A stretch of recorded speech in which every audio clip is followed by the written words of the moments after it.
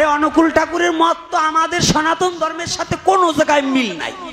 কৃষ্ণে যিশু মুহাম্মাদে এক করছে, গোলমাল পাকাই দিয়েছে উনি, আর অনুকূলে এক। প্রশ্ন একজন এটা করছে, তুলসীর মালা আর তিলক যদি আমাদের বৈধ হয়, তাই সৎসঙ্গে অনুকূল ঠাকুরের মতে কেন নেয় না? সে তার বাবার ধর্মই রক্ষা করে নাই। ঠাকুর অনুকূল চন্দ্র তার বাবার ধর্মই রক্ষা করে নাই। কেন? শিবচন্দ্র চক্রবর্তী তার বাবা। ব্রাহ্মণ সম্প্রদায়ের প্রতিদিন নারায়ণ শিলায় তুলসী দান, এটা বাধ্যতামূলক করতে হবে। নারায়ণ শিলায় তুলসী দান, যদি ব্রাহ্মণের ছেলে হয়ে নারায়ণ শিলায় তুলসী দান না করে, ওদের তো ব্রাহ্মণ বলেই আমি গণ্য করি, ও তো চণ্ডালের চধম। আর সেই সৎসঙ্গের মন্দিরে নারায়ণ শিলা নাই, অনুকূল ঠাকুর ছাড়া পিতৃপুরুষের কোনো বিগ্রহই নাই। তাহলে আমি কি করে মানি তাদের? তাদের তা সনাতন ধর্মের সাথে টাইনও না। এজন্য ওই সম্বন্ধে আমরা কথা বলি না।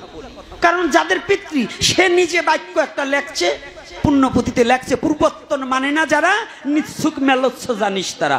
নিজে বলছে কিন্তু করে নাই, কাজ কলাও করে নাই। কেন করে নাই?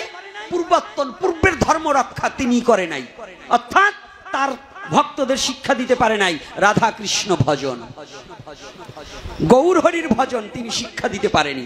তিনি শিক্ষা দিয়েছে তাকে ভজ। এই জন্য তিনি আমাদের সনাতন ধর্মের দায় দিলেও বৈষ্ণব সমাজের আওতাভুক্ত নন।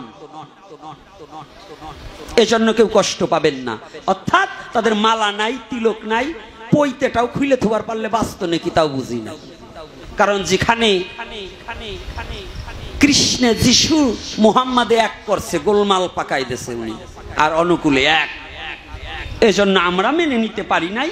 তথাপিও তিনি মহাপুরুষের জন্য তাকে প্রণাম জানাই, কিন্তু আমরা মেনে নিতে পারি নাই। যাক, ওখানে আর মালা তিলক নিয়ে কোনো কথা বলার দরকার নাই। যার দরকার হয়, যে রুগী আছো সে পড়ো, ওষুধ খেয়েও। যে রুগী না, তার দ্বারা ঔষধের দরকার করে না। তাই যাদের প্রেম ভক্তির প্রয়োজন, কৃষ্ণকে পাওয়ার প্রয়োজন, কৃষ্ণ সাক্ষাৎ নিজ মুখে করেছে বর্ণনা, 56 ব্যঞ্জন রন্ধন হলে বিনা তুলসী ভিন্ন তাহা আমি গ্রহণ করি না। সেটা যদি হয়, দেহটাকে নৈবেদ্য করতে হলে পরে এই দেহটা যত সময় পর্যন্ত এই তুলসী দ্বারা আবৃত না হয়, এই দেহটাকে গোবিন্দ সেবায় লাগানো যায় না। এর স্যার মীমাংসা দিতে আমি পারি না।